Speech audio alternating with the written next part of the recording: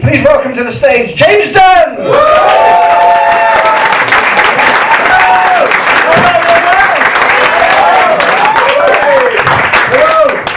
It's a pleasure to be here, Bath. How are we all? Oh, no.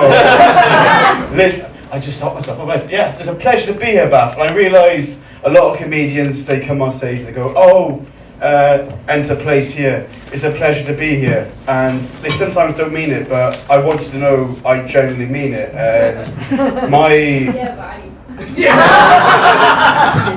Well, attitude on you. Well, no, I genuinely do mean it though. My last gig was in Caerphilly. I was in Caerphilly. I was for a charity night in Caerphilly, and I was pleased in Caerphilly because I am a Welsh comic, and every good Welsh comic knows that when you've gigged in Caerphilly Miners Institute, you've made it. And I turned up to the gig, and the MC went hello. I went hello because that's the standard response, and he went. Please have a gig. He gave me a few details about the gig. Oh yes, you'll be going on this time, all that. He went, oh yeah, by the way, tagline for the night is if you go sleazy, it'll be easy. Which worries me. And I wondered, how will I be sleazy? Luckily, they provided me with the sleaziness, because before I went on stage, I was supported by an Ann Summers raffle. Now, I'm quite a nervous performer, as you can probably tell. I'm quite a nervous performer. What doesn't help the nerves is that when you're about to go on in Caerphilly's Miners Institute, supported by an Ann Summers raffle, it helps not to win the Ann Summers raffle.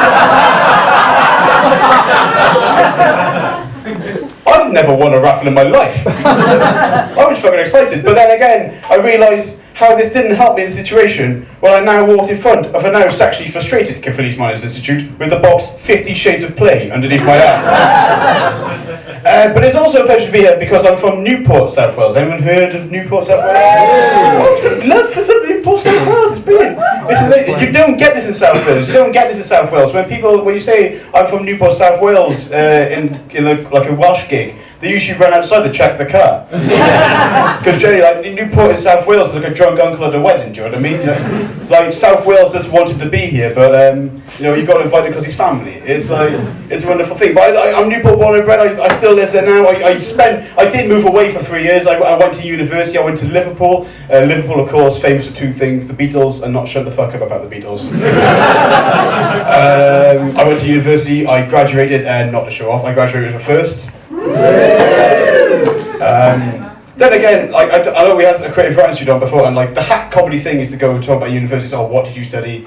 And they say, of course, and you go, oh, good luck, we're using that in the future. I can't say this because I graduated in media professional studies. I graduated 5 months ago. I still don't know what media professional studies is. All I know is I'm shit hot at it.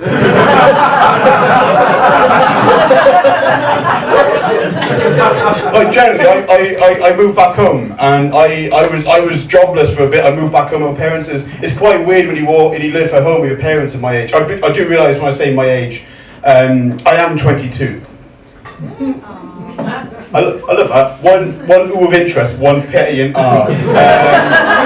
I do realise I look like a 45-year-old who's had a hard life, but it's like, do you know what I mean? Like, especially when I take off the hat, do you know what I mean? Like, there's a reason why, ladies and gentlemen, we all know why.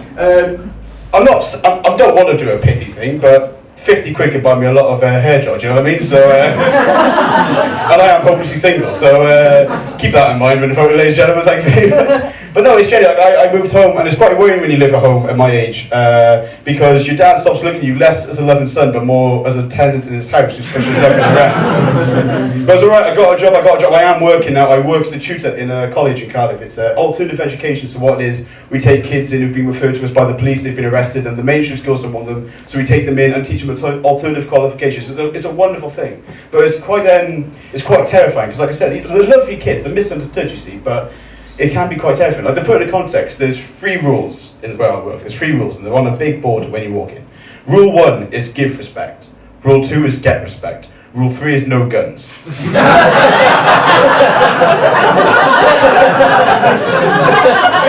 Now, I didn't decide the position of the rules, but no guns would be fucking first, you know what I mean? But was like, my mum worries about me. My mum worries about me in this job. My mum worries, well, like, I mean, I don't do like, oh, my mum's mental, but my mum, Jenny, I went to Edinburgh this summer for the festival, and I took a flight by myself for the first time. It's quite worrying to take a flight for yourself, and my mum could tell this, so she tried to be a loving, supportive mum. But my mum is mental. She's from Caerphilly. That's a bit of a callback. But she went, and she decided to help me out. The way she decided to help me out was to run through all the things I need. So she went, oh, have you got all your bags packed? Yes. You got all your clothes? Yes. Got all your drink? Yes. Got all your passport? Yes. Everything you think of.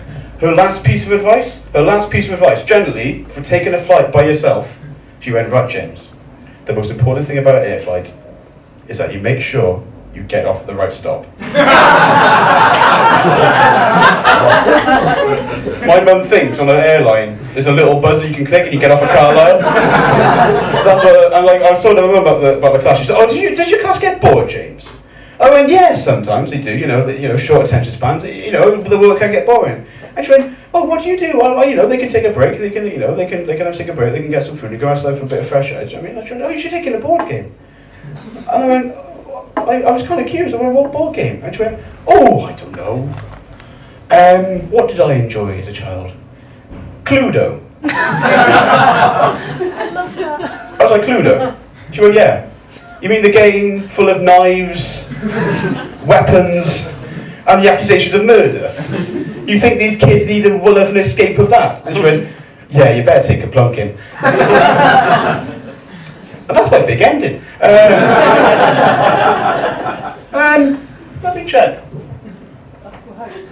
Yeah, no, Jenny is. I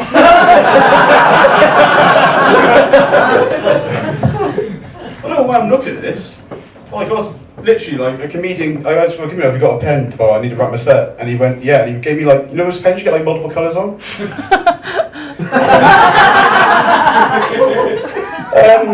Well, you know what, Bath? Sometimes it's just nice to get out of the house. I've been James Dunn. Have a lovely night. Thank you very much.